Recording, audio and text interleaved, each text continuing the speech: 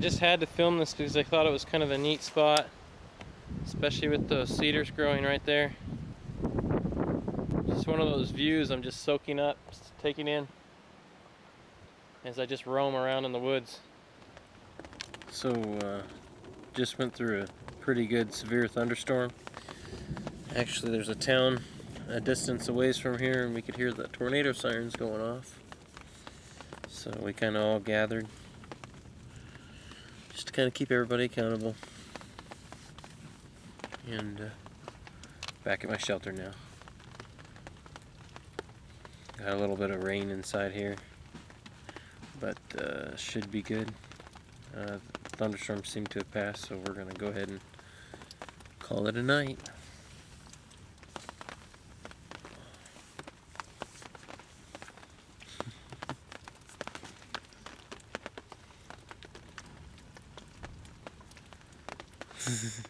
It's one of those things.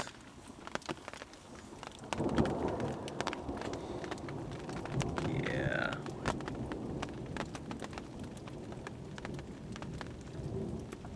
Good night. Tubers you'll ever eat in your life. They're like, it's kind of like I don't know how to describe it. It's like a sweet nutty flavor. And you dig these roots up, and there's a couple of different kinds. There's a false Solomon seal, which is also edible. It just takes some processing. But you can dig down about 6 inches, and they'll have these fat tubers that run like horizontal rhizomes, and the roots have spirals around the outside of them. They're very distinctive, and when you see them, man, they are. Well, they're really. It's really worth digging one up if you want to. What time of year would those be? What is this called? This is Solomon seal. Solomon seal. Basically, all you need is a digging stick and dig down about 6 inches, 5 inches, however deep the root is. Like you want to dig one up? And then kind of follow it out. Yeah, I can. Try not to mess up the other ones around it if you want. Guys, usually get berries on them here a couple weeks. If there's berries on the bottom, along the ribs of them on the bottom, just think if it's on the belly of the plant, it's good in my belly. The whole Solomon seal will have berries on the end of it. You said how far down? 6 inches? Yeah. Initially, you need to boil it. Later in the season, it'll have a stalk that'll shoot up out of it with a real large seed heads on the top. It'll start turning color towards the end of summer and early fall. It'll turn to a real dark crimson red seed heads. What is this? At least for this species. Curly dog. You gotta boil the leaves. Yeah. I mean, you can eat it as is, but it's this right here is elderberry. It's a very common medicinal plant. A lot of people like to make jelly out of the berries. You got to be real careful with it though, because it's full of tons and tons of cyanide, and it's only good at certain times of the year. How would you harvest the cyanide? I don't. The big white flower. I'm not 100% sure, because you can't apply any heat to it. Otherwise, heat kills cyanide. Which is one of the reasons you can use things like apple wood, and, some of these cherry wood for smoking and stuff. The big flowers, white flowers. Yeah. I'll get them in the spring and just dip them in batter and fry them with the fritter. Yeah. But the berries are only good once they've turned and ripened. There's a red elderberry, and then there's a purple elderberry. And you want to make sure that you get those during the right time, because if you get them premature, then you're gonna have a bad day. You're gonna be going to the toilet. What's the right time? Like when they've already completely changed color and they're starting to fall off the trees, and pay attention to the birds and stuff like that. Once they start munching on them, probably a good sign. With like you said, with the cyanide there to cook it out, like if the berries are bad, you can still eat them as long as you cook them, right? Most people make jam out of it. Yeah. And once you turn it into jam, you're cooking those berries. Yeah. You're neutralizing all that. Some people will make a syrup out of it. Like for sore throats, things like that. Other than that, that's really about the only use of it. A lot of people think it's great for colds and has a lot of antiviral properties. There's a lot of folk remedies out there that it's used for. It's got pretty distinctive bark. It's always kind of silver and warty. The flowers on top will be almost like, you know, like a flat top. This is a young elderberry. You can see the kind of warty stem.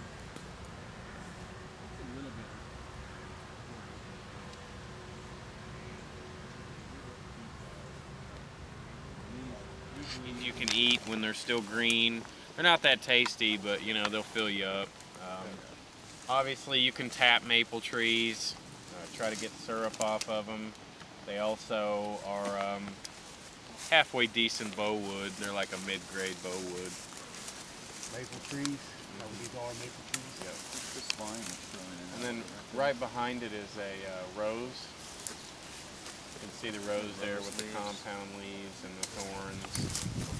And roses have more vitamin C than oranges. You know, it's a really good edible out west on the trail up in the Rockies. These are violets.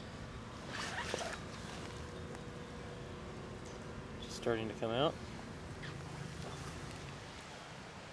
Some mayapple. Wide branch makes it a female.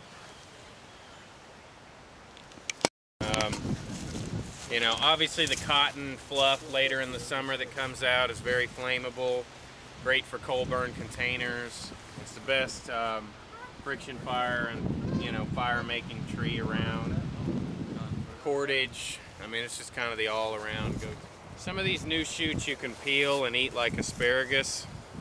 They're not ready yet though. They're not long enough to mess with. But when they're long, when they're not got a whole lot of leaves on them, you can peel the coating and it tastes like a fruity flavored asparagus. Huh. So, and the seed heads on top, that's really kind of the main use for it. It's like the best tasting wilderness tea you'll ever have. It was nicknamed Indian Lemonade. It has these real red crimson seeds on top.